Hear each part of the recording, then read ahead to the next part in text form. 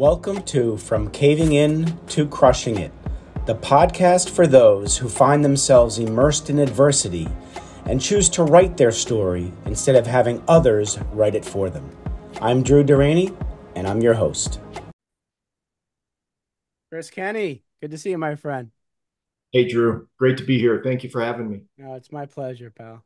I always want to thank the person who introduced me to my guest, and I want to thank Suzanne Taylor King for introducing us indirectly through her Idea Lab, and there was Coach's Conversation. Suzanne Taylor King is one of the best coaches I've ever experienced, and we're in her community, Chris and I are, and I thank her for bringing in somebody the caliber of Chris into her community and bringing me in so we can meet each other. So there's a reason why we ended up in the same place, Chris, and Yep. I thank This you is for great. being here, my friend. Yeah, STK is fantastic. She So is, absolutely.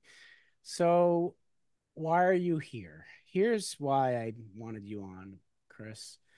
In life, and it's not a malicious teaching, we're taught that life is linear, that if we do A plus B plus C, D is going to happen, right?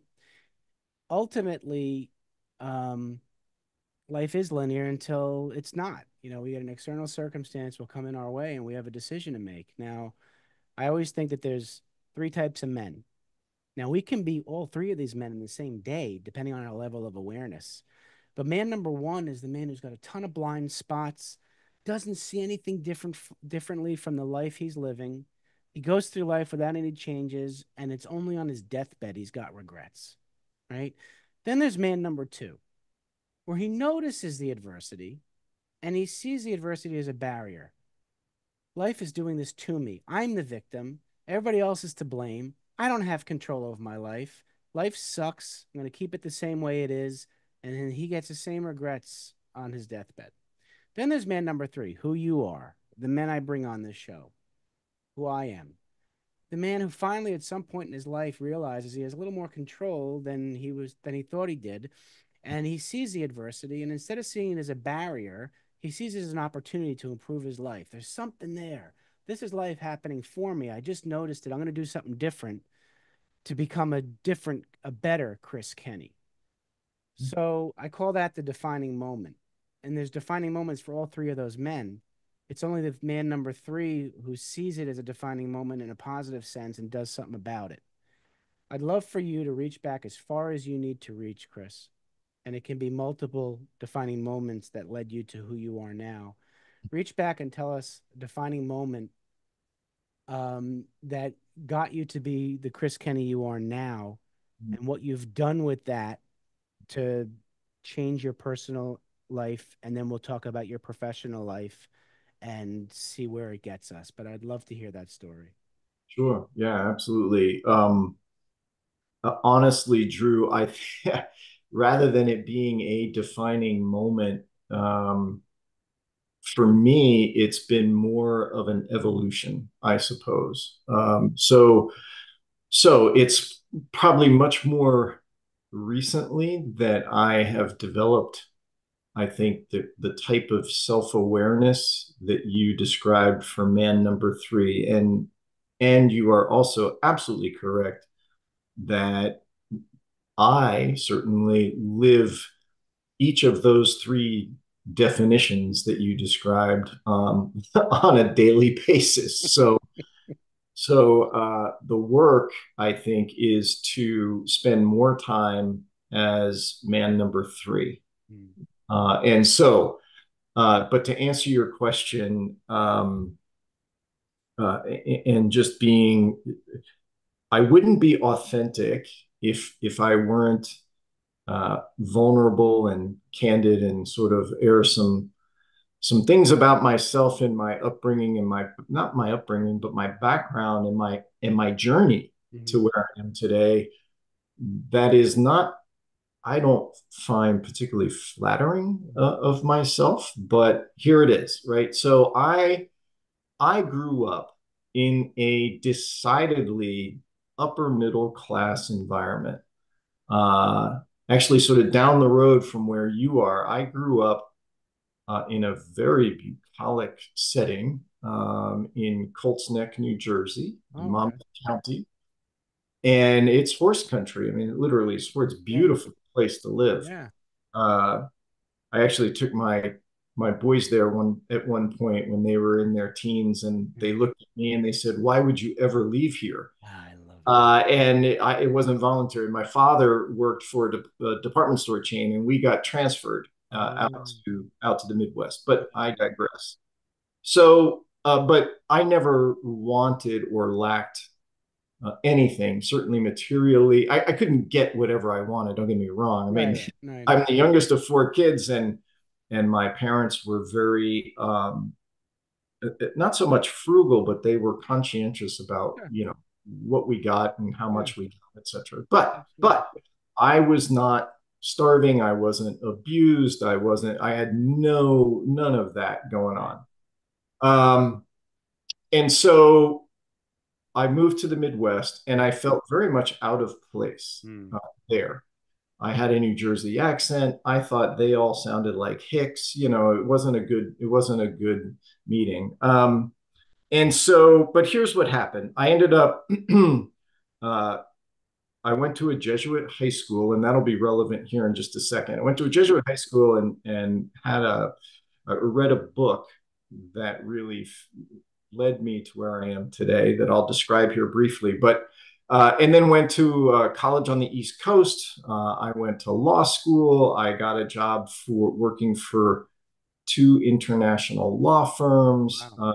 A lot was going the way it was, quote unquote, supposed to go for Mm, me. Um, but all the while, I had this nagging feeling that I was living somebody else's version of me rather than, living who I really was. But I didn't know what that meant. yeah. I didn't know who I was or who I was. I only sort of was following the footsteps of what I perceived I was supposed to be doing. Right. Uh, Left the practice of law because it wasn't my calling, came out to New Mexico. I had met my wife. Her family is from here. Hmm. I moved out here, ran a family business, then left that and started a company as an entrepreneur. Went out and raised money and started a company that didn't that didn't materialize into allowing me to live in the Cayman Islands for the rest of my life. So and then I got into business strategic planning work Okay. around the country, and then business coaching and consulting. So that's sort of my journey professionally. I am Debbie and I are still married. We just celebrated our 31st wedding anniversary. Congratulations. Thank you. We've got two adult children who are both healthy, and despite my best efforts, they're reasonably happy. Um, so that's sort of the journey, a little bit of the journey. So all Yeah. along, I've got this nagging feeling that something is not right, and Right. I came across a quote by a guy named Thomas Merton. He was a Trappist monk, and Merton has this quote that says, people may spend their whole lives climbing the ladder of success, only to find once they reach the top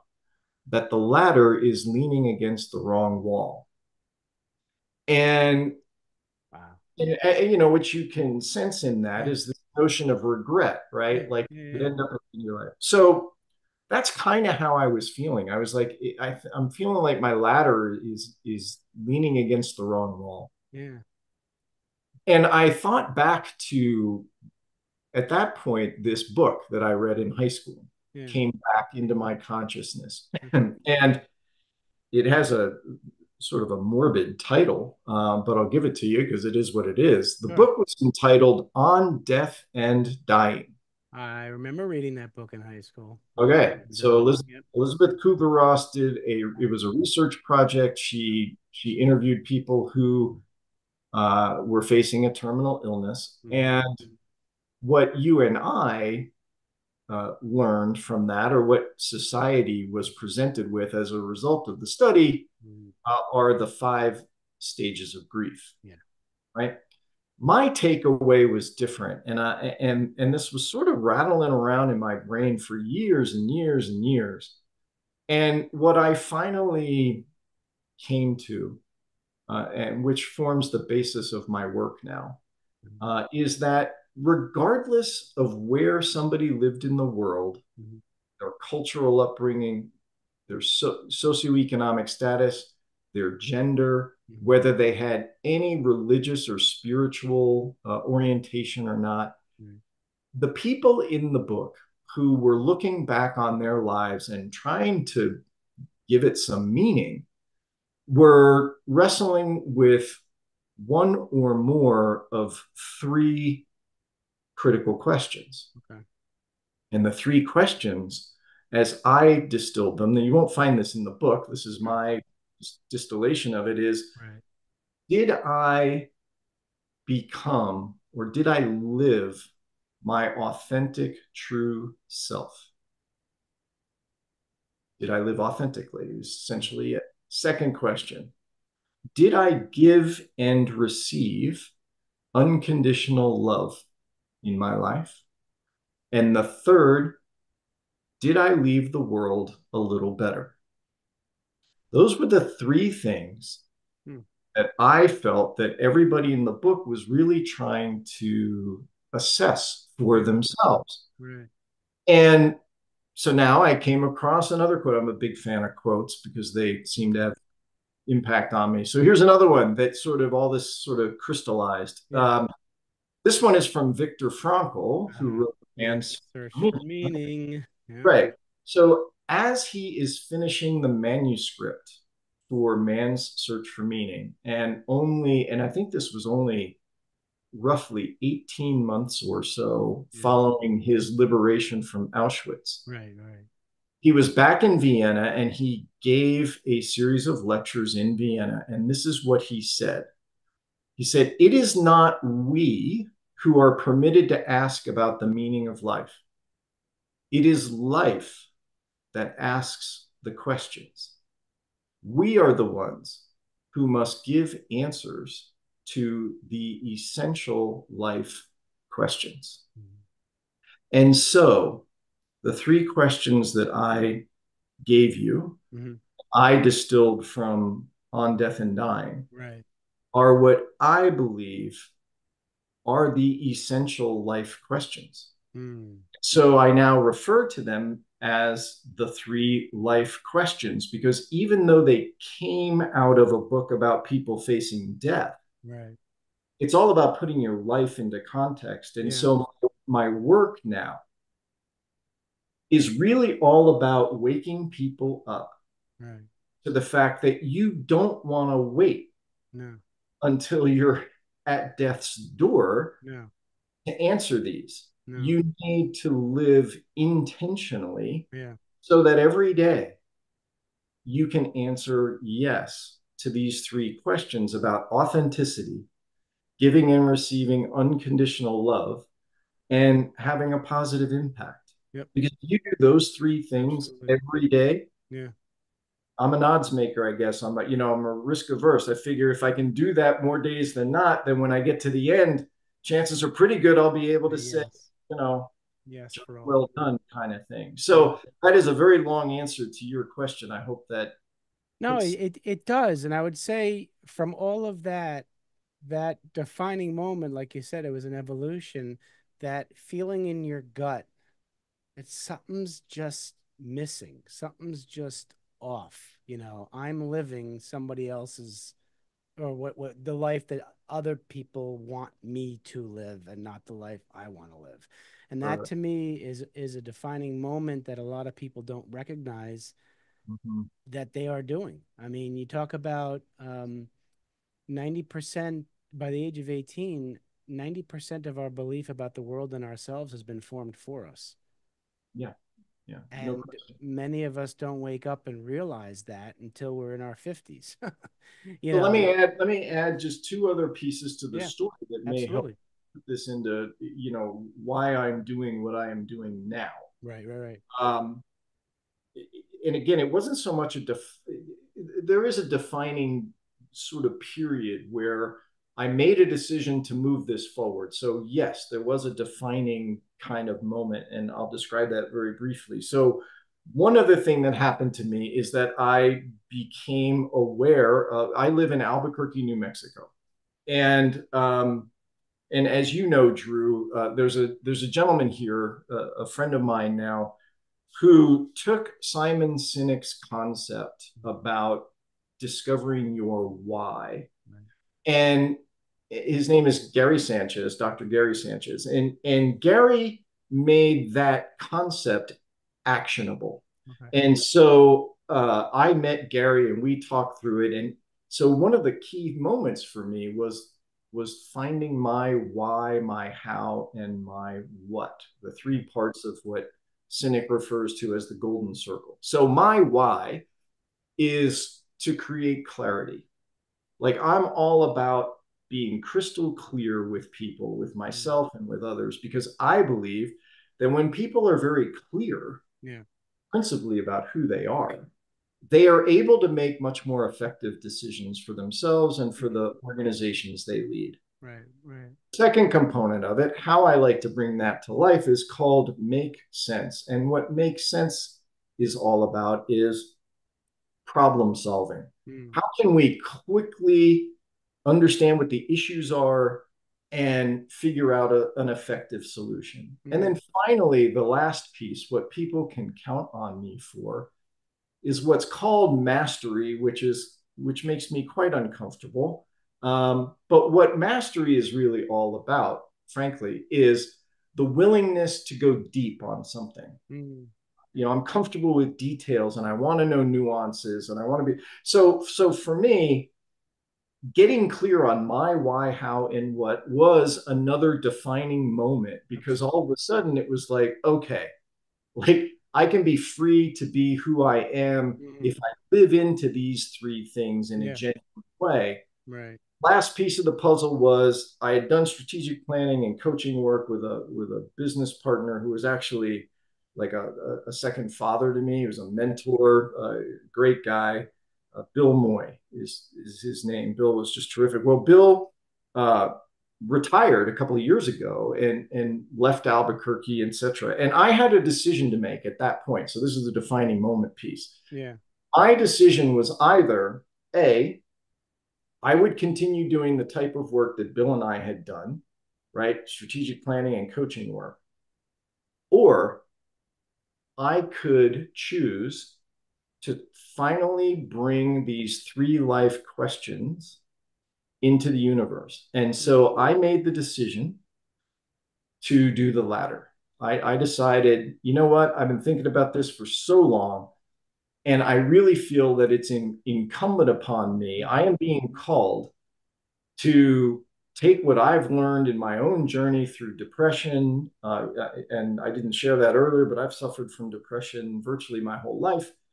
And part of that depression, I think, is my sense of not being genuine, not Mm. being The authentic. And authenticity. Yeah. so I made the decision to step into my own authenticity and to bring these three questions to the world, because I believe that if people can get clear around their own unique way of answering each of those three questions for Yeah. themselves, Yeah. they are going to feel much more in alignment with who they genuinely are and how they choose to be loving towards the people in their lives, Yeah. and ultimately how they can make a positive impact in the lives of others. So if there was a defining moment, I think it was within the last couple of years that I Yeah. finally decided to step into this. I can see that, Chris, and you and I are about the same age. Ideally, we address those three questions at the youngest age possible because you have these 20-year-olds where the prefrontal cortex has not matured yet, making lifelong decisions, married, kids, and all this stuff, before they have the mental capacity to make good decisions. Ideally, if those three questions are part of their life at a young age growing up, that may help them guide them towards the right, being around the right people, doing the right things, loving unconditionally, all that kind of stuff. I think we all need that. And I'll speak for men, I'll speak for myself. I know at age, right around age 30, a lot of we men think, what am I going to do? What's the rest of my life like? What's it supposed to Mm. be about? And then by 50, you're thinking about legacy. What am Yeah. I going to leave behind? What am I going to leave behind? Like answering your third question, leave the world a better place. I think the earlier that we can answer those three questions, the better we are in life, rather than wait until we're in our 50s and having a defining moment at our age. You know what I mean? So I implore you to doing that, and I'll do everything in my power to get that message across to the younger generations. You know, Yep. which I leads me to a agree. funny story. I think I told you that before. I was couldn't sleep one night, and I put on a podcast, and happened to be Mark J. Carter interviewing Dr. Gary Sanchez about the why. And I listened to that whole thing. I took notes and everything. And then I connected with Dr. Gary Sanchez on LinkedIn. And in the course of our conversation, he asked if I knew you. And I think that was like full circle beautiful. Yeah. And I knew you're going to be coming on. So, I have a dream. If I can coin it a Martin Luther King thing. I would love someday to be able to put on a virtual event, online event of having like about finding your why and having Simon Sinek, Dr. Gary Sanchez, and you on a panel with Mark J. Carter and me, like Yeah. hosting the thing. So let's make that happen. Sounds good. Because I I love think it. everybody could use to find out their purpose in life and be able to say Absolutely. yes to those three questions. And you really can't in my world. You it's really hard to answer the second and third question. So the second question is all about giving and receiving unconditional love, Yeah. and the third question is about impact. It really, I don't, I mean, maybe it's impossible. I don't know. It's certainly extremely difficult, it seems to me, to be able to answer questions two and three until you have answered the first one, until you have a deep awareness of and appreciation for who you are at your authentic best. But you know Because, what? I'm going to agree with you there. I want to add something though, too, sure, Chris, because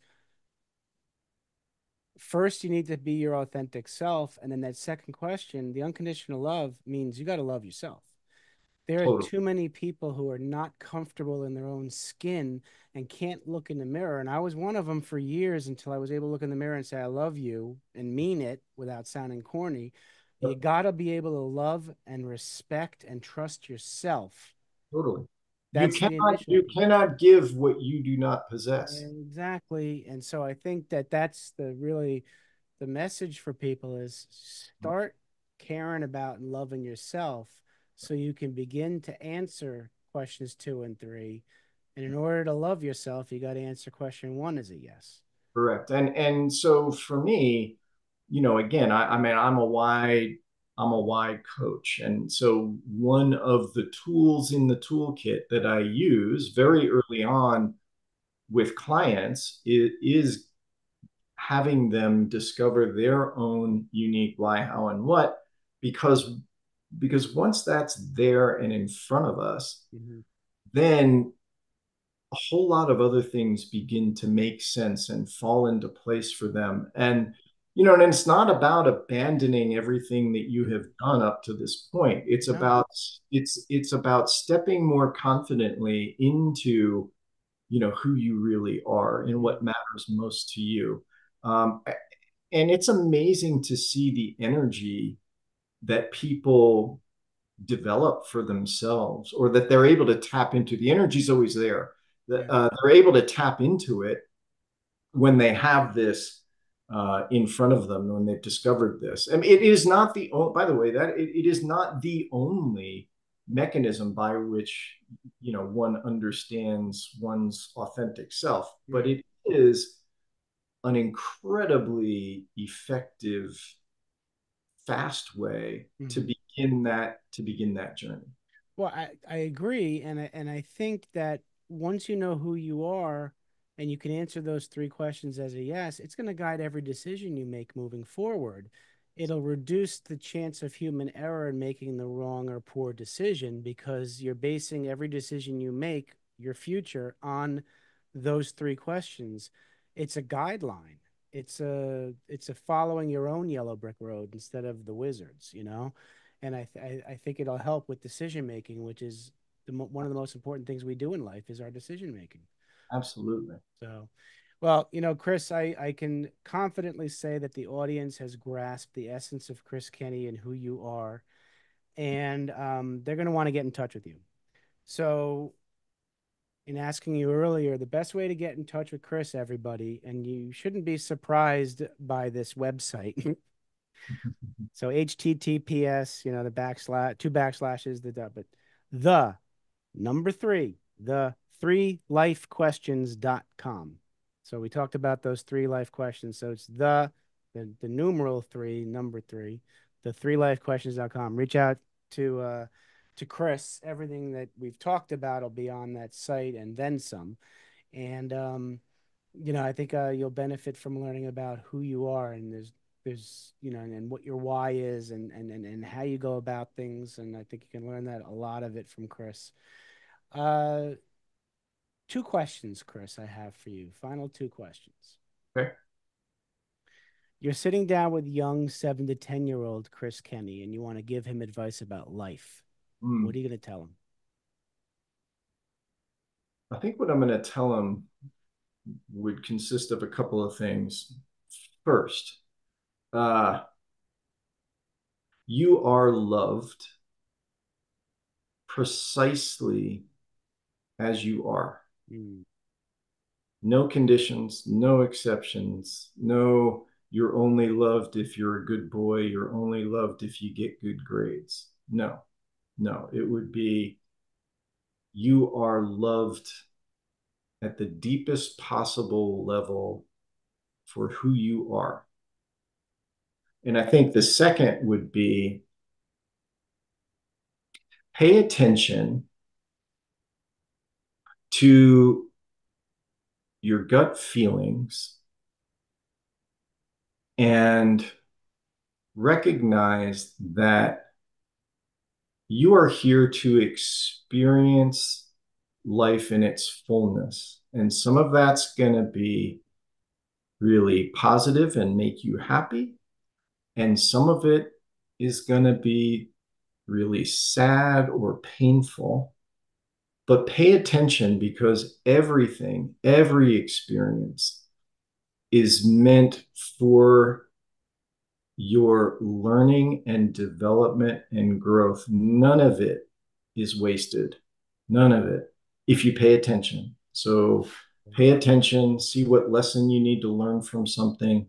And I think the final thing would be, and this is quite personal, is that uh, be more like Grandma Hunt than anything. So Grandma Hunt was my maternal grandmother who embodied for me, like I was fortunate, like I got to see someone who genuinely loved people unconditionally. She could talk to anybody about anything, and she always expressed a genuine regard for whoever you felt like the most important person in the room when she was with you. And it wasn't like affection being like hugs and kisses. No, no, it was the way she interacted with you. So mm. that would be for me as a personal thing Love because that. I can obviously reference, and see my grandmother. Yeah, So that would be those are the things that I would say to the 7 to 10 year old.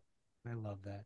All right, so switch hats, and now you're sitting down with young Chris Kenny, the young businessman entrepreneur, and you want to give him advice about business. Hmm. Would you tell him? I think I would tell him some of the same types of things. One of them being pay attention to your gut. Mm, yeah. Um, and the other is align what you're doing in your business with these three life Mm, questions. hmm. So consider how you might design your business or your consulting practice in a way that would enable you to answer yes to each of these three questions on a daily basis. Hmm. And and do not worry about what you feel you might need to get. in return. Because if you give the best of who you authentically are in the world, the universe has a way of taking care of the rest of it. I love that. Absolutely love that. Well, Chris, I want to thank you for not just coming on, but coming into my life. I can say we're friends, and you're doing some really meaningful work for people, and we got to spread this thing to as many people as possible, regardless of their age.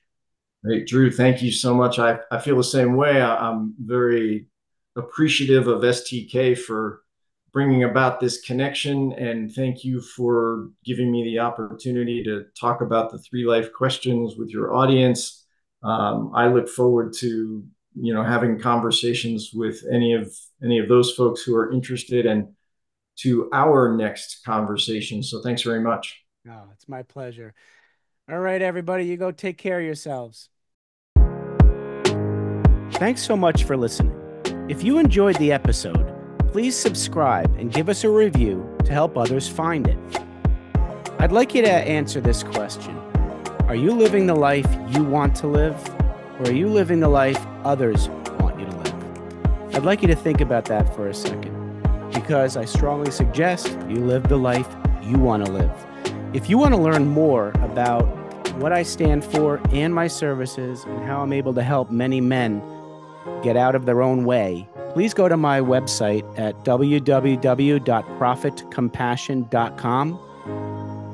Feel free to also email me at drew@profitcompassion.com. I'd love to have a conversation with you. Take care of yourself and choose to write your own story instead of letting others write it for you.